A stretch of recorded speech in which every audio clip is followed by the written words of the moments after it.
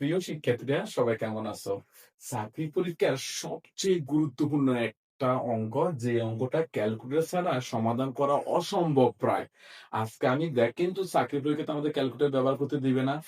এই কারণে আজকের খুব গুরুত্বপূর্ণ একটা টপিক হতে যাচ্ছে, ক্যালকুলেটর ছাড়া কিভাবে এত বিশাল বিশাল অঙ্ক 5 সেকেন্ডের ভিতরে সমাধান হয়ে যায়। সবাই লক্ষ্য করো।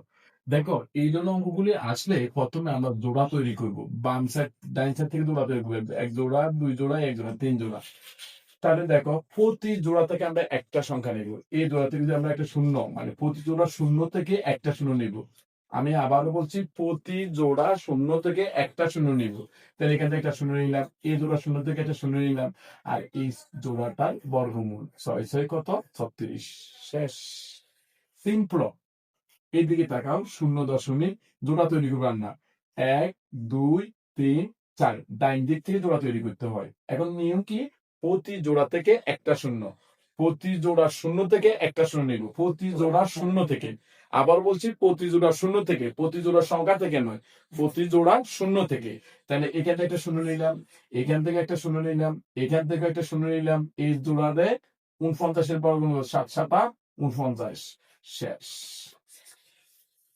এটার দিকে তাকাও, ঠিক ডাইন সাইড ধরে আমরা জোড়া তৈরি করবো। এক জোড়া, দুই জোড়া, তিন জোড়া, চার জোড়া, পাঁচ জোড়া।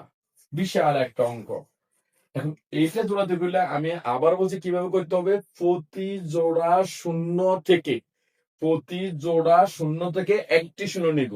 তাহলে দেখো স্যার কি হয়, এখানে 0 দশমিক, এই জোড়া থেকে একটা শূন্য, এই জোড়া থেকে একটা শূন্য, এই জোড়া থেকে একটা শূন্য, এই জোড়া থেকে একটা শূন্য। আর 66-র বর্গমূল হচ্ছে কত? 8 8 66।